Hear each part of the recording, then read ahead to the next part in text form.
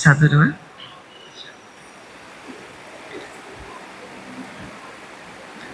A'udzubillahi minasyaitonirrajim. Bismillahirrahmanirrahim.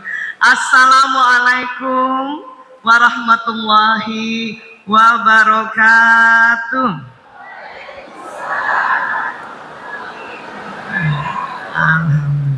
Alhamdulillahirabbil alamin. Wassalatu wassalamu ala Rasulillah Nabiyina Muhammad ibni Abdillah wa ala alihi wa sahbihi ajmain, amma ba'du. Masya Allah, saya sampai lagi di bumi lancang kuning ya. Masya Allah, kalau nggak berpantun nggak enak katanya ya, jadi harus berpantun ya. Cuman kalau pantun di sini ada kata cakepnya nggak sih? Ada juga. Oh Masya Allah, sesuai. Masya Allah, ya. Makan duren di Kabupaten Kampar. Masya Allah. Bapak Ibu yang keren, apa kabar? Alhamdulillah. Petik bintang di langit. Sesuai. Kami datang ke sini dengan cinta selangit. Masya Allah. Kalau dari Cikini ke Gondang Dia, aku begini karena kalau itu lagunya. Alhamdulillah, Masya. Baik, terima kasih kepada yang kami hormati Bapak Rizky Bagus Oka. Pak Oka, terima kasih banyak kami diundang ke sini dan bisa hadir di masjid yang megah ini, yaitu Masjid At-Taqwa Muhammadiyah. Masya Allah ya. Dan yang saya hormati Ketua PW Muhammadiyah Riau, Bapak Dr. Henry Sayuti MAG, terima kasih banyak. Kemudian Ketua Kadin Provinsi dan rombongannya, di mana duduknya Bu? Ada? Kemudian juga ada Ketua IWAPI Kota Pekanbaru, Bu Iin Setiawati Esos. Ada Bu Iin, sekalian kenalan ini, mana Bu Iin beserta rombongan, Masya Allah. Kemudian Ketua Nasyatul Aisyah Pekanbaru dan rombongan, ada ya? Iya. Dan Masya Allah, Ikatan Wanita Sulawesi Selatan, Ibu Haja Warda Bimawa. Terima kasih, sama-sama Ki dari Sulawesi Selatan. Ya. Kemudian ibu-ibu BMKT Kecamatan Sukajadi. Kemudian 50 gitu ya, betul ya? Dan Pekanbaru Kota. Alhamdulillah. Ibu-ibu dari MS Peta Muslimah Penuh Cinta. Wah, yang mana nih? Muslimah Penuh Cinta. Masya Allah. Ketua Pengurus Masjid At-Taqwa Ayahanda Ismet, beliau tadi ada di belakang ya, Masya Allah. Dan seluruh Bapak Ibu ya, jamaah yang dicintai Allah. Dan terima kasih tadi MC kita Bapak Muhammad Ulfan. Masya Allah. Ya baik, suara saya terdengar sampai belakang. Alhamdulillah ya. Iya. Kalau nggak kelihatan boleh tengok-tengok sedikit Bu, atau agak maju ke sini ya. Alhamdulillah. Ya, ini masjidnya indah sekali. Banyak dinding-dinding. Maju. yang ketutupan atuh Ibu. Yang ketutupan dinding maksud kami, supaya kelihatan wajahnya. Masya Allah. Kalau saya di sini kelihatan. Oh gitu ya. Kalau gitu saya pindahin aja ya laptopnya ya. Mas Omet mana ya? Mas Omet, ya, pindahin laptop ke sini aja, ya, supaya kelihatan wajahnya semua ya. Bapak izin, ini karena yang banyak ibu-ibu, saya lihatnya ibu-ibu ya, Mbak. Ya.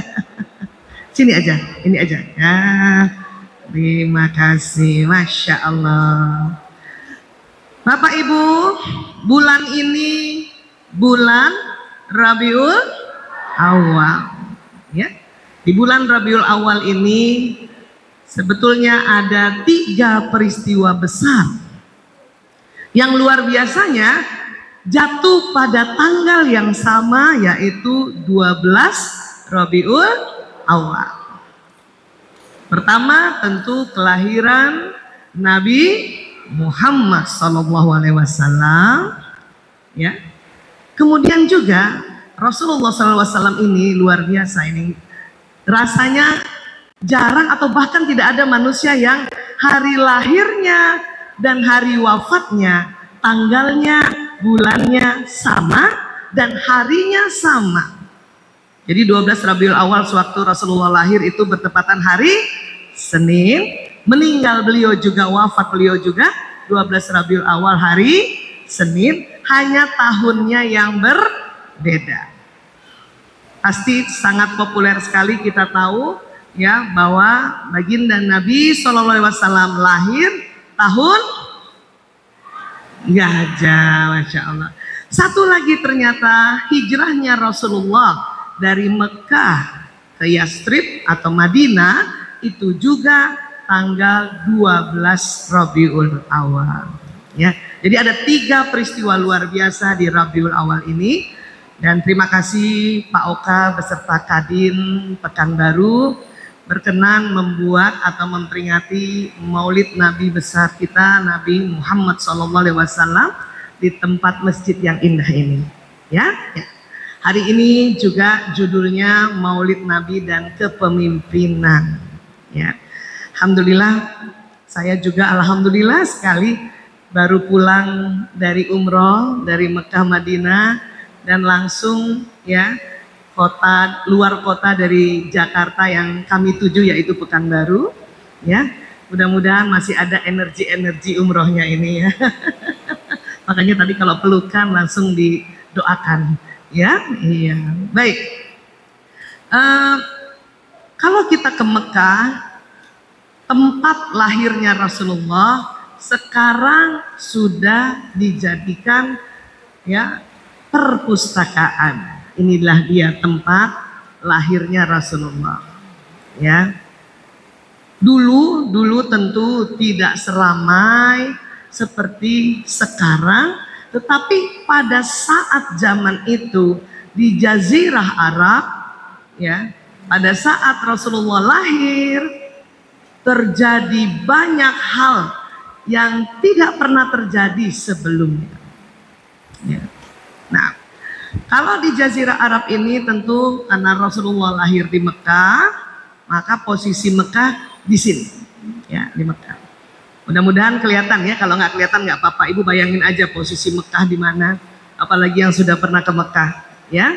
Nah, jadi saat itu ibunda Rasulullah, siapa namanya Bu? Bunda Aminah binti Wahab ya, mengandung seorang anak ya. Nah, yang jadi luar biasa adalah pada saat itu ya, Bunda Aminah berjumpa seseorang. Jadi ini dari riwayat dikatakan berjumpa seseorang. Kemudian juga kakek Nabi Muhammad SAW bermimpi ya, berjumpa seseorang yang meminta nanti janin yang dilahirkan oleh Bunda Aminah ya diberi nama Muhammad ya. Jadi seseorang mendatangi Aminah saat ia mengandung lalu berkata, apabila anak ini telah lahir, berilah ia nama Muhammad, karena sesungguhnya dalam kitab Taurat dan Injil adalah sebutannya Ahmad. Ya, kenapa jadi Muhammad? Ini juga panjang ceritanya. Ya, semoga dengan nama itu dipuji oleh seluruh penduduk langit dan bumi. Saat itu, ya di dunia, khususnya di Jazirah Arab, tidak ada nama Muhammad saat itu. Ya, adanya itu tadi Abdul Lata, Abdul Uzza, banyak tadi.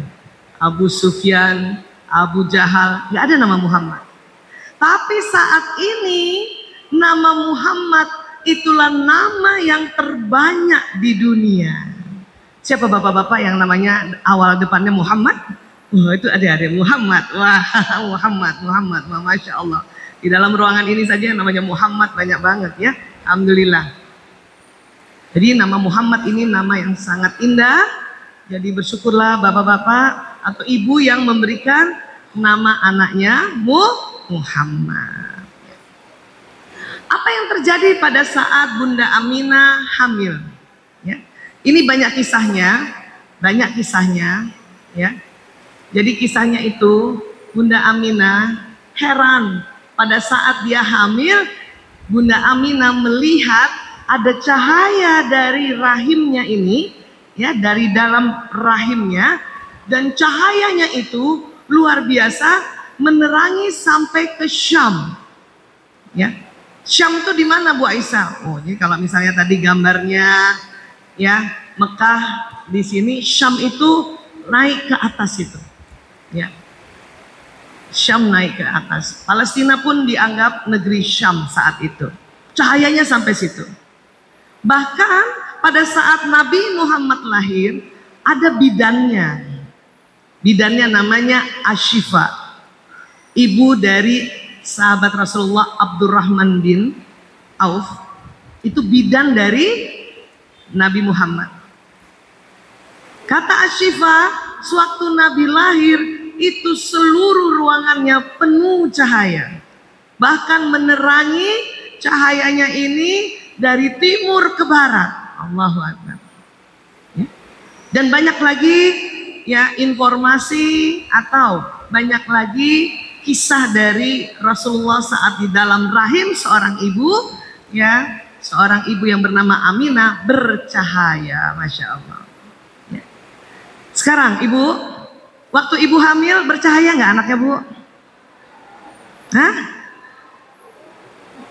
Mungkin ibu nggak lihat ya, gelap. Ada yang hamil anaknya gelap. Bagaimana sih Bu Aisyah kalau zaman sekarang supaya anak kita bercahaya? Nah ini.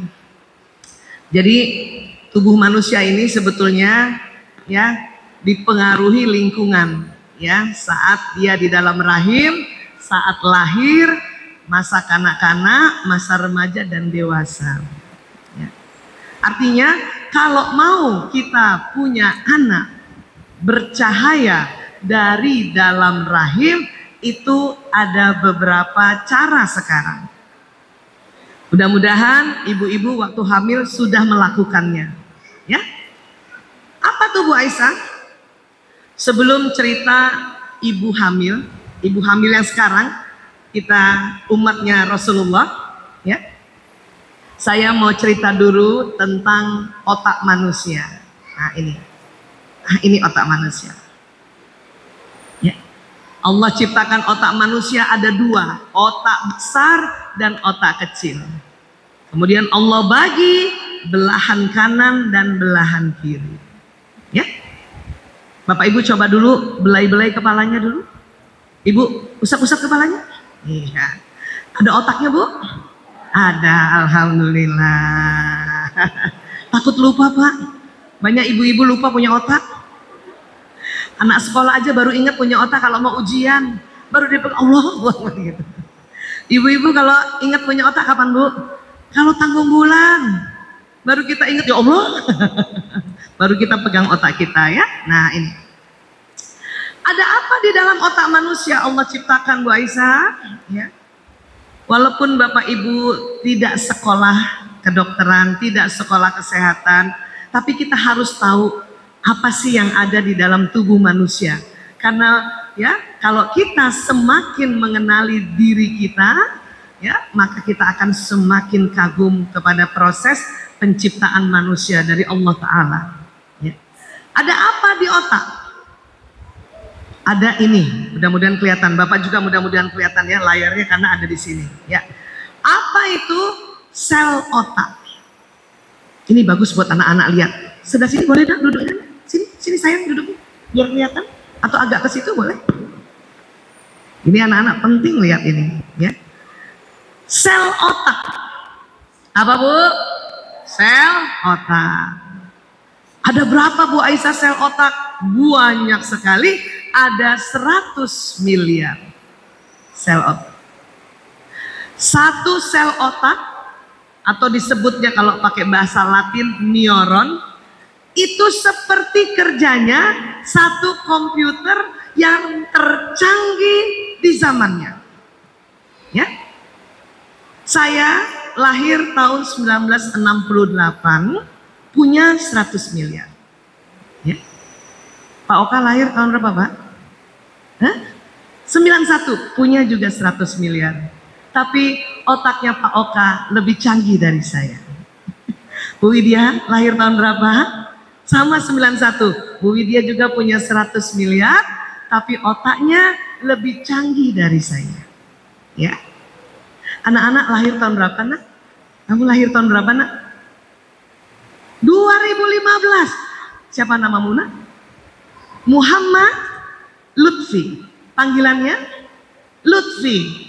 Ananda Lutfi lahir 2015. Ananda Lutfi juga sel otaknya jumlahnya 100 miliar, tetapi lebih canggih dari otaknya Pak Oka. Mohon maaf ya, Pak. Jadi generasi yang lahir semakin baru, otaknya semakin canggih. Ya. Kalau umur-umur lama kayak saya, Ibu, siapa yang lahir tahun 60-an juga sama seperti saya? Angkat tangan. Oh, alhamdulillah banyak juga yang hadir lahir tahun 60-an ya. Iya, Bapak yang tahun 60-an lahir? Ada, Pak? Masya Allah. Atau yang 50 barangkali? Ada yang lahir tahun 50? Luar biasa. Yang ibu-ibu yang lahir tahun 70-an? Ada? Alhamdulillah banyak di sini ya.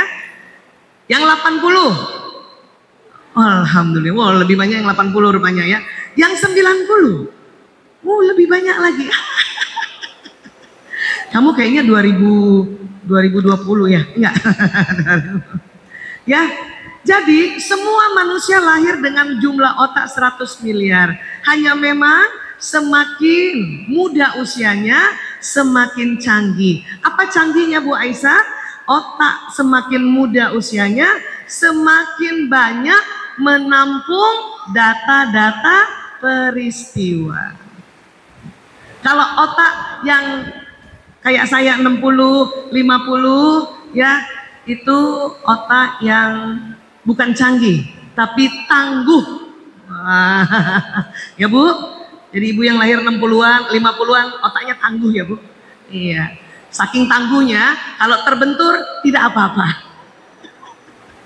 Anak-anak ya memang canggih, tapi hati-hati, mereka tidak boleh dibenturkan otaknya. Bahkan dilabrak saja, dihardik saja, otak mereka bisa cepat goyang karena semakin canggih. Ya, makanya sekarang kenapa orang tua diminta belajar bagaimana ilmu parenting agar tidak sedikit-sedikit marahin anak, hardik anak, cubit anak. Ya. Memangnya apa yang terjadi di otak ini? Ya kita lihat. Jadi otak kita Bapak Ibu, kalau kita melihat sebuah peristiwa, mendengarkan sebuah peristiwa, ya, atau menghidu, merasakan sebuah aroma, ya, atau mengucapkan sesuatu, atau mengerjakan sesuatu, maka otak kita tadi yang 100 miliar tadi tersambung-sambung. Tersambung-sambung. Mohon izin Bapak Ibu boleh angkat tangan kanannya? Ya, mohon izin ya. Boleh sentuh bahu teman yang sebelah kanan. Ya, sentuh. Nah, itu seperti sambungan otak. Nah, karena awalnya otak manusia belum tersambung. Nanti kalau kita melihat sesuatu, mendengarkan sesuatu, baru tuh tersambung. Maka jangan heran kalau ada orang bilang, dasar otaknya nggak nyambung. Karena awalnya memang otak kita tidak tersambung. Ya, coba kita lihat tuh sambungan otak. Pada saat otak tersambung, ya, saya pertama kali kemarin malam disambut oleh Pak Oka dan Bu Widya. Saya belum pernah lihat wajahnya Bu Widya. Kalau ibunda beliau sudah beberapa bulan yang lalu. Ya, Pak Oka pertama saya lihat di flyer. Nah, waktu pertama saya lihat otak saya tersambung. Oh, ini dia wajah Pak Oka. Nah, Waktu ketemu Bu Widya, tersambung otak saya. Oh ini dia wajahnya Bu Widya. Waktu ketemu Pak Oka, berarti sambungan saya 2 kali. Pertama dari flyer, kedua dari lihat langsung. Maka sambungan di otak nanti semakin kuat. Kemudian ketemu lagi tadi siang, tersambung lagi. Ya, temu lagi nanti insya Allah tersambung. Pak Ulfan hari ini tersambung otak saya terhadap wajah Pak Ulfan. Ya, kemudian beliau tadi ngomong, bicara sebagai MC, sebagai moderator, tersambung lagi di otak saya. Ya, warna suara Pak Ulfan. Seperti itu kerja otak. Semakin sering kita bertemu seseorang, semakin kuat sambungannya, artinya semakin ingat memorinya. Begitu juga pada saat kita belajar, sewaktu kita belajar pertama kali, tersambung otak kita. Waktu belajar 2 kali, tersambung 2 kali. Waktu belajar 3 kali, tersambung 3 kali. Waktu belajar 4 kali, tersambung 4 kali. Itulah makanya pada saat kita belajar, perlu kita ulang-ulang. Perlu kita murojaah. Agar sambungan otak ini tersambung berkali-kali sehingga daya ingat kita kuat.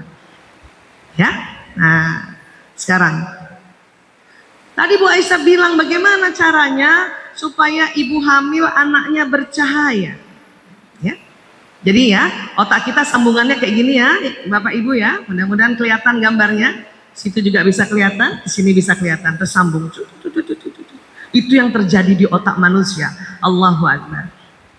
1 detik ada 2 juta sambungan. Masya Allah ya. Nah sekarang dari otak ke badan, ini mohon maaf ya, kita belajar tubuh manusia ya. Kalaupun Bapak Ibu tidak lihat gambarnya, coba rasakan di badannya. Ada namanya sistem saraf.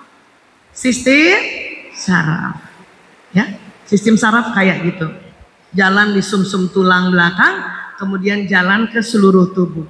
Sistem saraf ini kerjanya seperti kabel listrik. Karena di otak tadi ada listrik. Listrik juga jalan di badan. Listrik itu akan jalan lewat sistem saraf.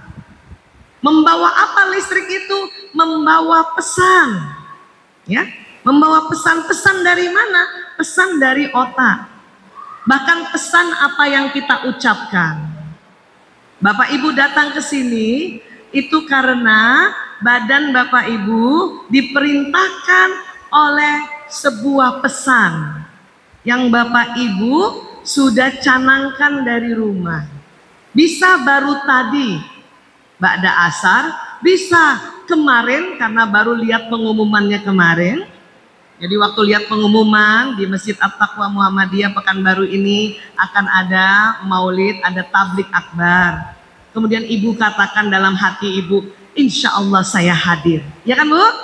Nah, karena ibu punya pesan insya Allah saya hadir, jalan di badan ibu. Sehingga inilah yang membawa badan ibu bisa sampai hadir di sini. Mungkin ada juga yang datang karena diminta oleh pasangannya. Ada Bu yang datang ke sini disuruh suami? Ada Bu? Banyakan siapa yang datang ke sini dengan kemauan sendiri? Alhamdulillah. Tapi izin suami ya Bu? Izin. Siapa yang bawa suaminya ke sini? Oh Masya Allah. Ya. Bapak yang datang ke sini sendiri nggak sama istri ada? Ada juga. Ya, jadi ini badan jalan.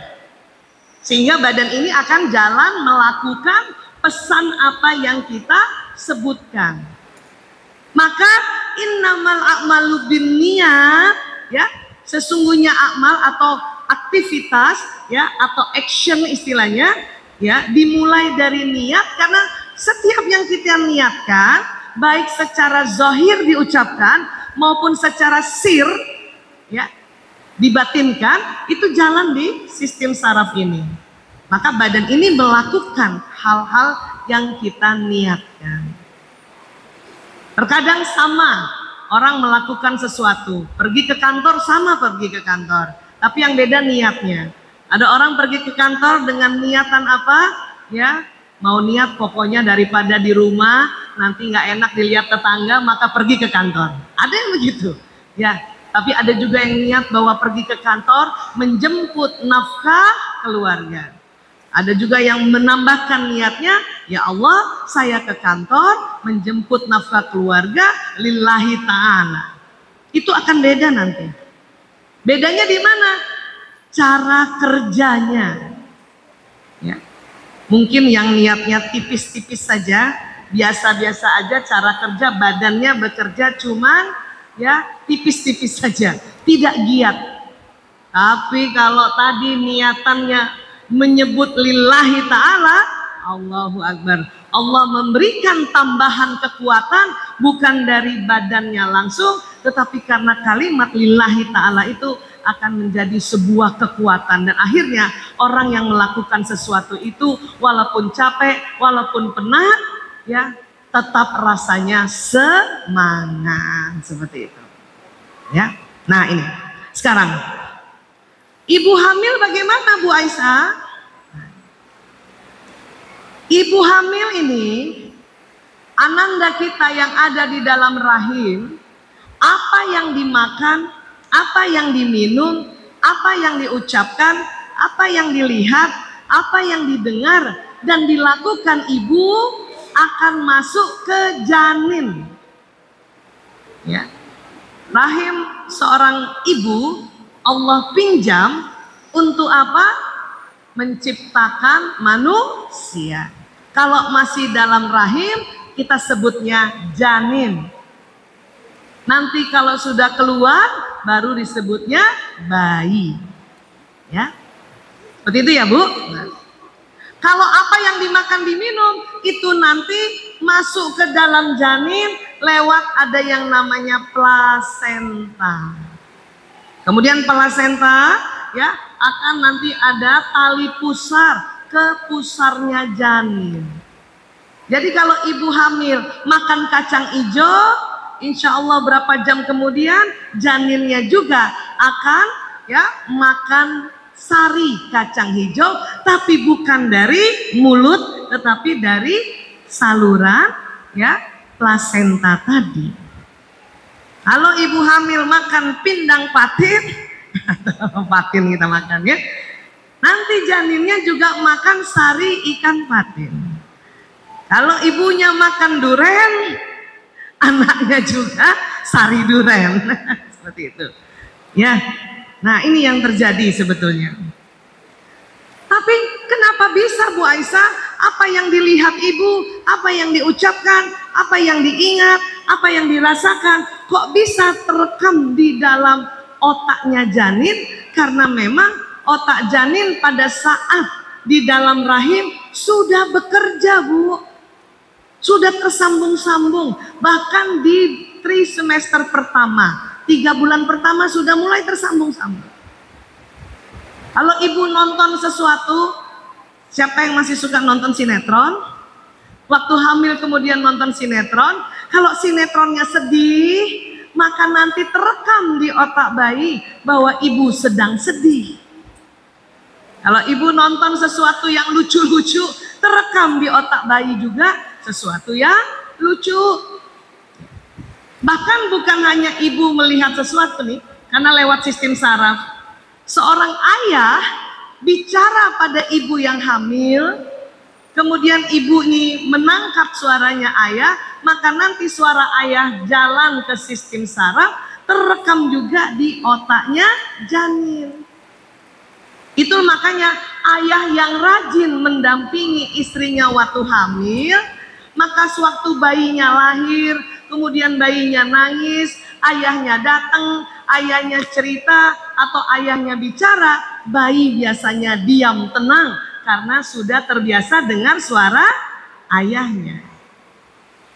Yang cilaka kalau sewaktu ayahnya datang dia tambah nangis, tetapi waktu tetangganya datang dia tenang. Itu yang bahaya. Berarti waktu ibu hamil yang sering nemenin tetangga, Bu, Pak, ya. Ibu RT maksudnya. Paham ya? Iya. Dan apa yang diucapkan ibu itu juga makanya mengapa ibu hamil harus hati-hati bicara, karena dia akan terekam di otak janin. Ibu pernah kalau salah bicara, walau alam ini apakah di sini sama di daerah-daerah lain, ibu pernah nggak kalau salah bicara waktu hamil terus ibu bilang amit-amit cabang bayi gitu sambil ketok-ketok meja gitu Bu? Sama di sini juga begitu. Oh sama ternyata. Sebetulnya kalau nanti ibu hamil lagi, lebih tepatnya kalau ibu salah bicara, ibu salah melihat sesuatu, salah mendengar sesuatu, lebih bagus ibu katakan naudzubillahi min zalim. Perlu ketok-ketok nggak Bu Aisyah? Nggak perlu Bu. Karena waktu ibu bicara sesuatu dan keliru, ibu lagi hamil mencela tetangga, ya entah kenapa maaf tetangganya Pak RT di sebelah kulitnya agak hitam dan ibu mencelanya, hati-hati, bayi ibu akan hitam. Itu ya walaupun belum ada riset ilmiahnya, tapi itu yang terjadi. Makanya kalau ibu mencela lagi hamil, ibu harus katakan nauzubillah min zalik pada saat ibu tersadar. Astagfirullahaladzim, nauzubillah min zalik. Paham ya Bu? Karena apa? Karena janin di dalam rahim ibu itu cukup lama hidupnya, antara 9 bulan sampai 10 bulan. Bu Aisyah, bagaimana sekarang supaya janin di dalam rahimku bercahaya? Maka bagi kita umat Islam, ibu-ibu muslimah dikala hamil diminta untuk ya baca Quran setiap hari. Siapa yang waktu hamil ibu sudah melakukan ini? Alhamdulillah. Yang belum, sabar ibu, hamil lagi. Yang berikutnya mulai. Barangkali dulu cuman sepekan sekali baca Qurannya, nanti hamil berikutnya ya setiap hari ibu baca Quran. Masya Allah. Ya, dan otak janin pada saat ibu baca Quran tersambung-sambung otaknya. Ya, tentang apa yang ibu baca. Satu huruf Al-Quran Allah berikan pahalanya 10 kebajikan, dan rupanya ahli neuroscience pernah merekam pada saat ibu hamil baca Quran, ya, kemudian ada USG di rahim ibu itu, ya, USG itu bertambah terang, tambah bercahaya. Paham ya Bu? Bu Aisyah, boleh nggak kalau kita hamil main TikTok? Seperti itu. Sebetulnya karena sekarang era digital, boleh saja. Yang penting isi dari yang kita lihat adalah informasi-informasi yang bermanfaat. Kalau ibu nonton TikToknya, maaf, orang joget-joget, maka itu bisa kerekam juga di otaknya janin seperti itu. Ya. Nah, jadi sewaktu kita seorang ibu hamil 9 sampai 10 bulan janin di dalam rahimnya, inilah yang diminta oleh Allah Ta'ala agar kita melakukan hal-hal kebaikan. Agar apa? Agar otak janin merekam sejak dalam rahim. Kemudian sudah hampir 10 bulan, waktunya dia dilahirkan. Baik dilahirkan secara spontan atau dilahirkan secara operasi sesar. Setelah lahir, bayinya ini ya memang sengaja oleh dokter, oleh bidan untuk ditangiskan. Supaya apa? Agar paru-parunya bekerja. Setelah itu dibersihkan dulu darah-darahnya. Kemudian dipanggil ayahnya datang ke dalam. Untuk apa Bu? Diazankan. Diazankan telinga kanan, dikomatkan telinga kiri. Maka pada saat pertama kali sang ayah, atau jika ayahnya tiada atau ayahnya sedang dalam tugas, siapa yang ada di rumah? Kakeknya. Kakek nggak ada pamannya. Atau siapa? Ya, laki-laki yang ada di dalam rumah itu, maka pada saat diazankan di telinga kanan, coba ibu lihat ya, tersambunglah saraf-saraf yang ada di bagian telinga kanan tentang lafaz azan. Ada syahadat di situ, betul Bu? Ada ajakan sholat di situ. Ada ajakan untuk mencari atau merebut kemenangan di situ. Nah, makanya saya waktu tugas di rumah sakit di bagian anak, kalau ada bapak-bapak azannya cuman bisik-bisik, saya suruh ulang. Ulang Pak. Kalau bapak bisik-bisik gak kedengaran Pak, ulang. Nanti bayi yang lain ya ikut mendengarkan. Gak apa-apa Pak. Bayi yang lain memang sudah diazankan oleh ayahnya, bapak azan, dia mendengarkan 2 kali agar di telinganya tersambung lagi azan berkali-kali.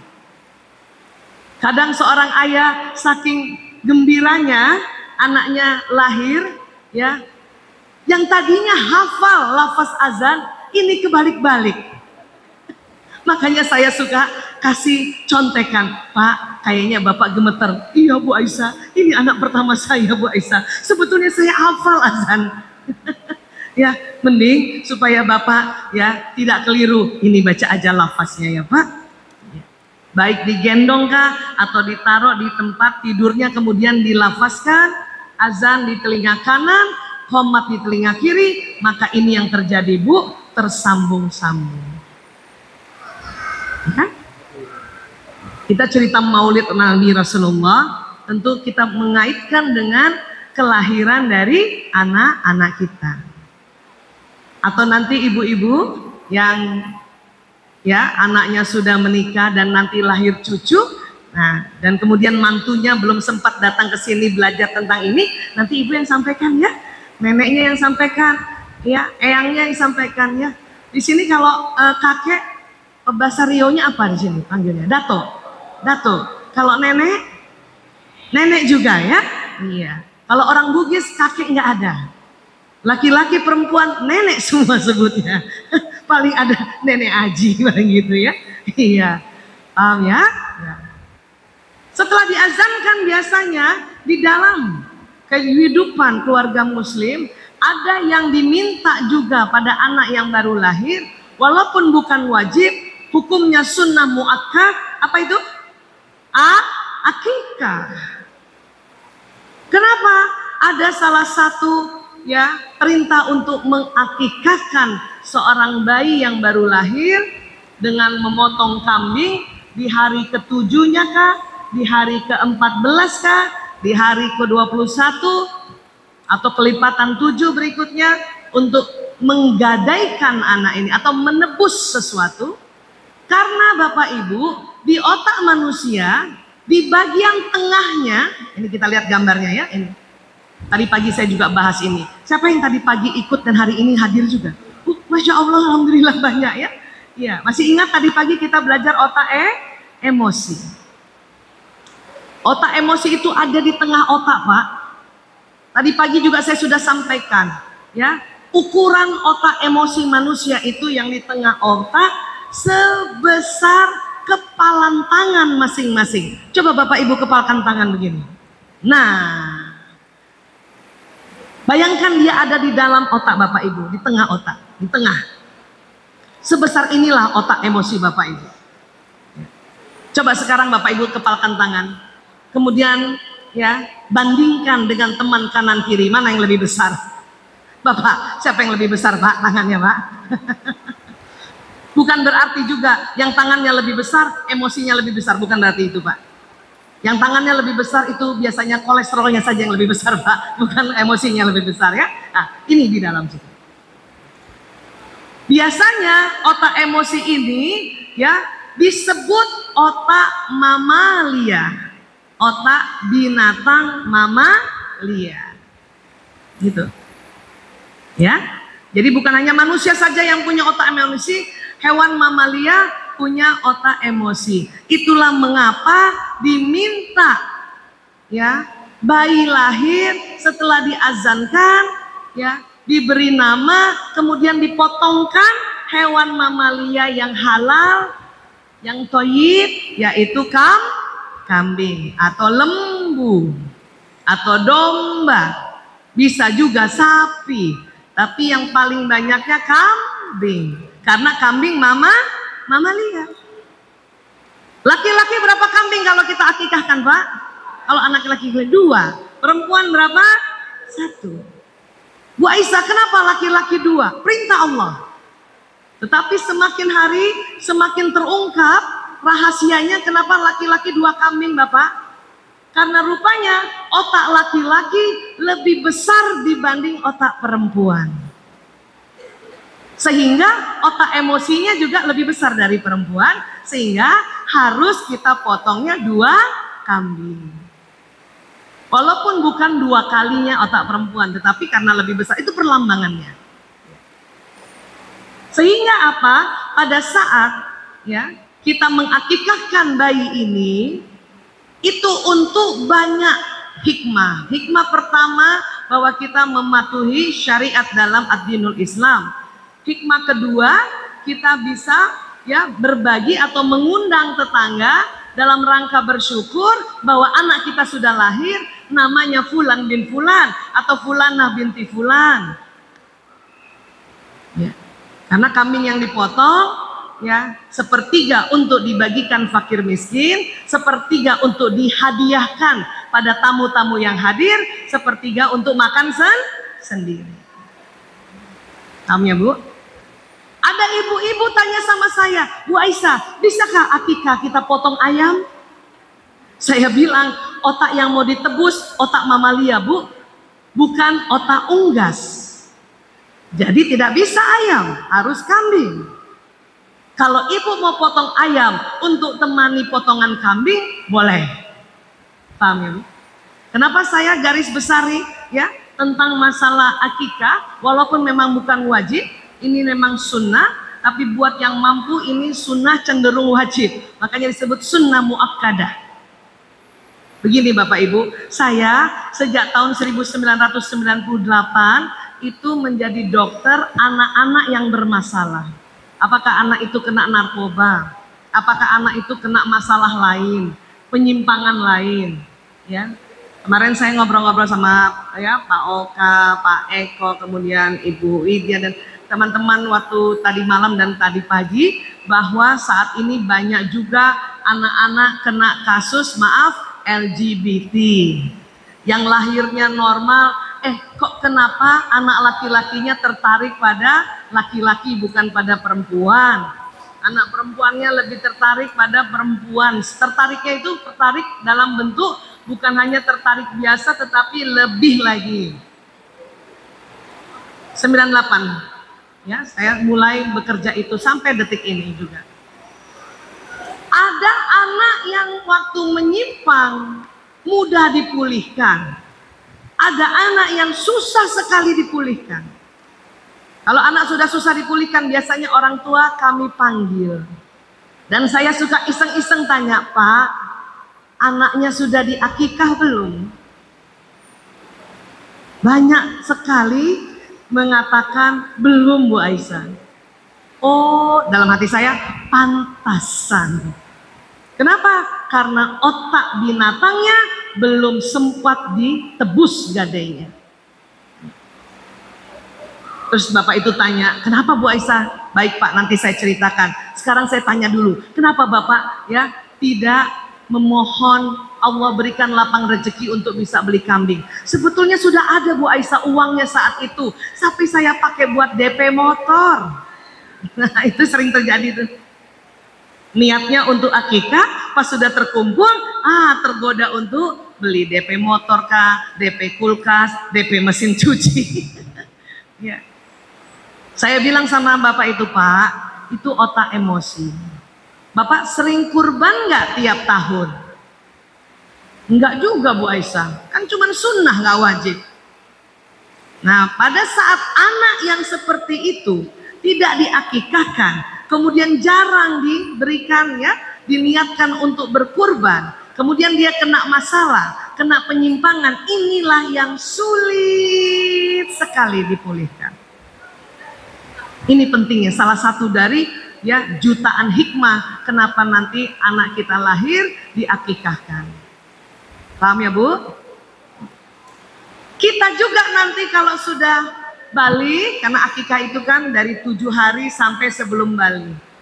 Kalau sudah balik ya mau apa dibuat apa ya sudah terlanjur. Tetapi saya selalu bilang sama orang tua, Pak boleh nggak Bapak niatkan juga ya Allah melapangkan rezeki, kemudian kalau sudah ada rezeki, Bapak niatkan, memang bukan akikah, tapi sedekah.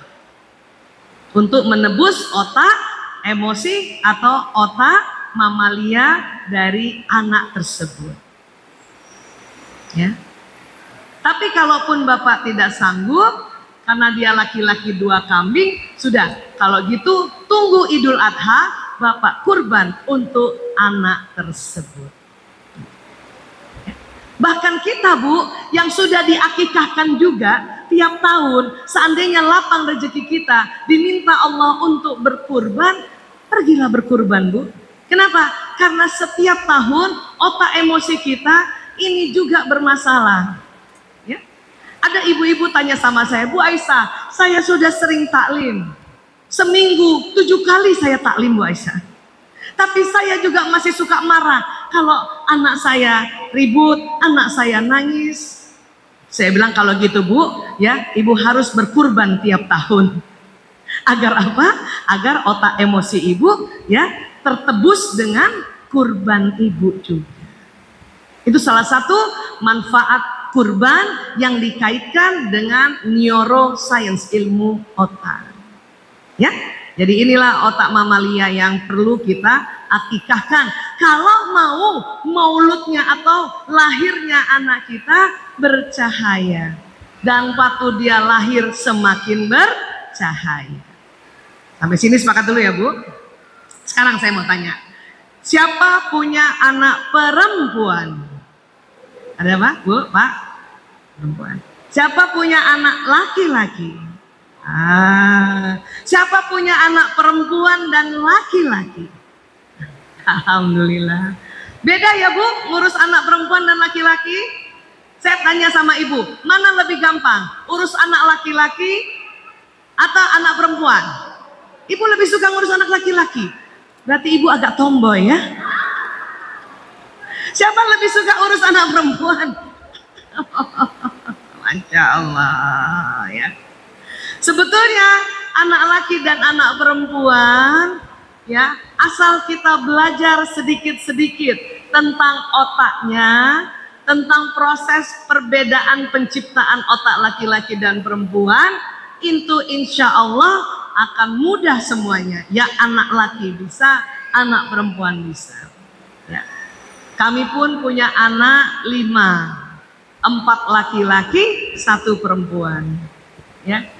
Mau nggak mau harus belajar karena waktu itu saya setiap hari melihat anak bermasalah. Setiap hari puluhan anak kena narkoba yang saya hadapi. Setiap kali ya ada anak-anak yang kekurangan kasih sayang orang tua. Maka saya sakit kepala saat itu. Ya Allah, bagaimana ini supaya anak saya terselamatkan dari penyimpangan. Maka petunjuknya adalah Aisyah, belajar, taklim. Ya, baca Quran. Selain baca Quran, ya baca juga penelitian tentang otak manusia. Waktu itu seperti itu, Bu. Makanya mengapa kalau Ibu sering lihat ya sharing kami atau tausiah kami, seminar kami di video-video itu bicara tentang otak, itulah tadi sejarahnya karena saya ngurus anak-anak yang bermasalah dan saya tidak mau anak-anak saya bermasalah juga. Makanya belajar.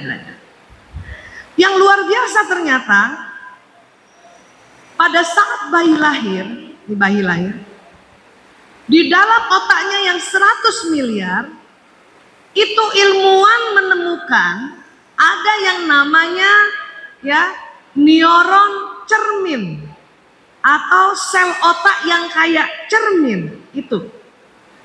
Jumlahnya sekitar 30% dari 100 miliar. Maksudnya apa? apa Bu Aisyah? Maksudnya adalah setiap manusia sejak dia lahir, otaknya ada yang bercermin melihat kelakuan sekelilingnya.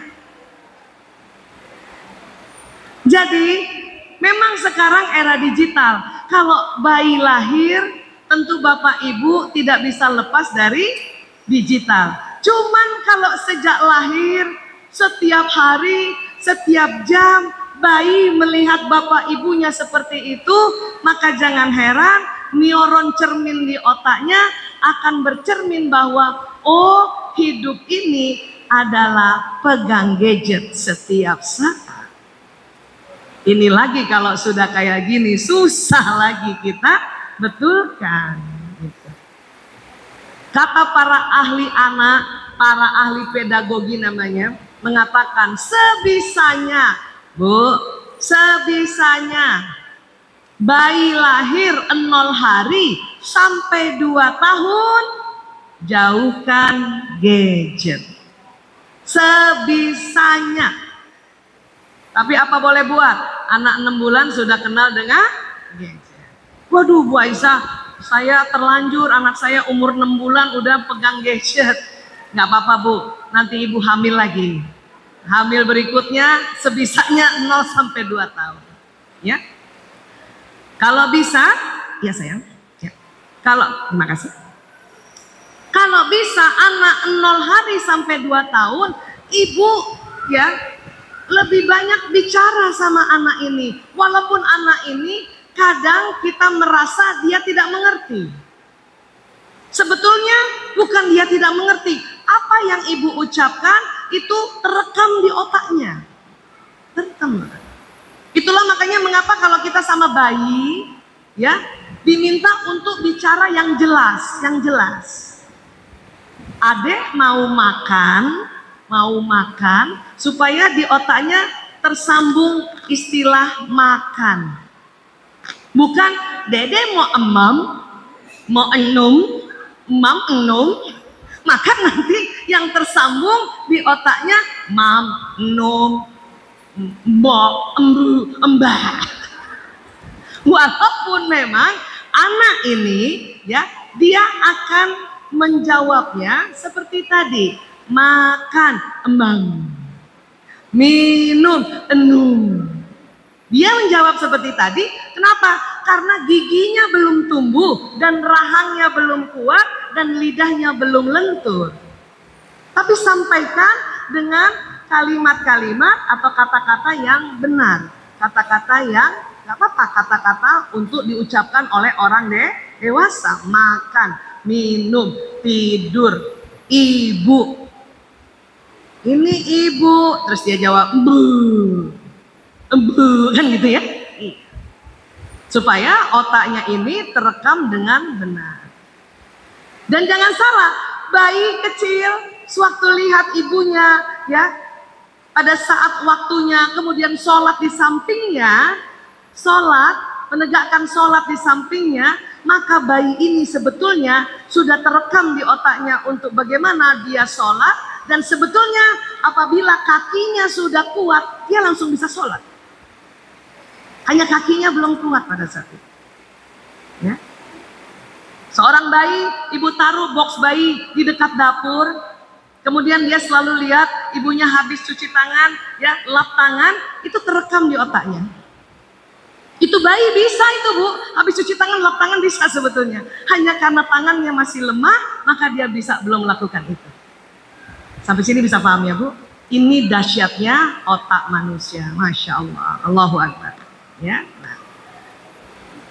Ternyata selain otak, ada juga di bagian tubuh kita yang ada otaknya. Yang mana Bu Aisyah? Jantung. Coba pegang dulu jantungnya Bu. Rasakan, ada detakannya Bu? Masih berdetak? Tidak berhenti? Alhamdulillah, ya Allah. Itu jantung. Jantung juga ukurannya sekepalan tangan masing-masing. Coba gini, taruh di dada. Nah, sebetulnya. Bu, Ibu pernah Kak kalau lagi foto gayanya begini? Kalau ibu begini ngomongnya apa? Korea banget sampai Pekanbaru juga. Ibu, ini sebetulnya perlambangan jantung. Dengan tangan seperti ini, coba ibu perhatikan jantung tuh. Ya, ini badannya sekepalan tangan. Ini nih aorta yang kayak jempol itu. Kalau kita begini, jempol ini sebetulnya yang ini. Apa itu aorta? Pembuluh darah yang nanti jalan ke seluruh tubuh. Terus kalau ibu begini, yang telunjuk nih telunjuk, ya, ini yang ini nih bu. Ya, itu arteri yang nanti jalan dari paru-paru, ada juga nanti vena yang jalan dari seluruh tubuh. Jadi kayak gini tuh jantung. Atau lebih tepatnya kolbu. Boleh tidak? Sekarang kalau lagi foto begini, nggak ngomong sarangyo tapi my kolbu, sip, jantungku, gitu bu. Ya, iya. Karena ini sesungguhnya jantung. Selama ini kita taunya jantung memompa darah ke seluruh tubuh. Tahun 91 ditemukan bahwa di jantung manusia di daerah serambi kanannya, pernah belajar serambi kanan ibu? Ternyata ada sel otak juga. Ada sel otak juga. Kalau di otak manusia jumlahnya 100 miliar, di jantung manusia sel otak jumlahnya 40.000 neuron. Makanya ada orang yang belajar sesuatu hanya sampai otak, tapi ada orang yang belajar sesuatu tersambung sel otak yang di otak, tersambung juga sel otak yang di kolbunya. Karena pada saat kita belajar sesuatu, ya, sel otak yang di dalam jantung juga tersambung-sambung. Itulah yang disebut kita belajar sampai lubuk hati yang paling dalam. Memang di Indonesia sering kolbu diartikan hati, karena zaman dulu ya perbendaharaan kata-kata itu baru adanya hati belum jantung. Secara anatomi hati yang di sini nih bu, pegang dulu sininya bu, itu lever. Ya. Pernah bergetar hatinya bu di sini? Mana yang bergetar? Di sini apa di sini? Di sini. Pernah ibu, ya Allah, aku deg-degan. Ibu pegang di sini, enggak kan? Iya, sebetulnya yang bekerja ini adalah jantung. Ini yang disebut the power of kolbu. Memang ditemukan tahun 91 penelitian ini. Tapi ulama besar kita Imam Al-Ghazali lebih duluan bilang bahwa di kolbu manusia ada suara Tuhan. Imam Al-Ghazali menemukannya di tahun 1110 Masehi. Kenapa kok titik? Karena 40.000 itu bentuknya kayak titik. Dan kata Imam Al-Ghazali ada suara Tuhan di situ. Barulah lagi tahun 1998 di sebuah institusi yang namanya Institute of Hormat kerjasama Inggris dengan Arab Saudi menemukan bahwa betul di dalam kolbu sudah ada sambungan tentang apa yang Allah mau. Sebagian ulama yang ikut dalam penelitian itu mengatakan kalau begitu di jantung manusia semua sewaktu baru lahir sebetulnya sudah ada sambungan Al-Quran, tetapi masih tipis. Itulah makanya kita disuruh baca Quran, mengaji dan mengkaji berulang-ulang agar sambungan yang tipis semakin tebal. Dan nanti kolbu kita yang menuntun kehidupan kita. Kadang kolbu ini bisa bicara sama otak, karena otak sering akal-akalan. Kolbu yang kita bisa kuatkan tadi dengan apa yang Allah mau, banyak hal yang Allah mau. Makanya kita perlu ngaji, mengkaji bu, supaya kolbu kita ya yang tadinya sudah ada sambungan tipis Al-Quran semakin tebal.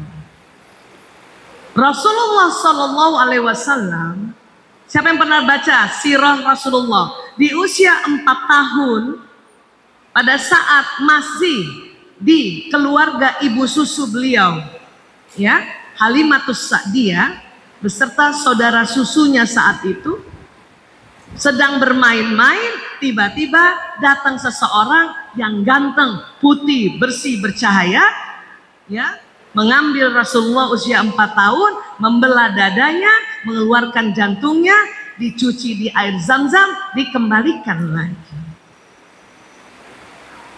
Supaya apa? Supaya Al-Quran yang sudah ada di kolbu Rasulullah saat itu langsung dibersihkan atas perintah Allah Ta'ala. Nabi dibersihkannya begitu. Tapi kita, umat Muhammad, tidak mungkin lagi dibelah. Paham ya Bu? Bagaimana caranya membersihkan? Itulah baca Quran, mengaji dan mengkaji. Jadi pada saat kita baca Quran, tersambung yang di otak dan juga yang di jantung sudah ada sambungan Al-Qurannya, semakin kuat sambungannya. Itulah saya bergembira sekarang di Indonesia, di semua provinsi, anak-anak saja mulai dari TK, mulai dari PAUD barangkali ya, sudah diperkenalkan Al-Quran. Bahkan sudah ada metode untuk hafaz Quran. Jadi nggak heran kalau anak-anak masih kecil bisa hafal 30 juz. Zaman saya kecil belum ada metode itu Pak, baru hafalnya juz 30. Makanya supaya kolbu kita ini tidak padam cahayanya, cahaya Quran, itulah maka mengapa mengaji, mengkaji, mengaji, mengkaji. Tadi disampaikan di masjid ini, ya, selalu ada kajian, selalu ada taklim, itulah sarana. Paham ya Bu? Bisakah manusia kolbunya tertutup Bu Aisyah? Bisakah tertutup? Bisa. Dengan apa? Dengan ajaran-ajaran lain yang bukan Allah mau. Karena setiap apa yang kita pelajari selain tersambung di otak, bisa juga tersambung di jantung. Ini yang bahayanya. Ini yang bahaya. Zaman dulu sekolah Islam sedikit. Baru ada Muhammadiyah. Luar biasa Muhammadiyah. Ya. Saya dulu sekolah di Jakarta, selain Muhammadiyah, sekolah Islam Al-Azhar. Ada Al-Azhar di sini? Ada juga ya, Masya Allah. Al-Azhar juga ya, semakin banyak Alhamdulillah. Saya waktu itu sekolah di Al-Azhar. Saya merasa, ya Allah, seandainya kalau saya nggak sekolah di Al-Azhar, belum tentu ya saya punya kolbu terasah atau semakin kuat suara Tuhan.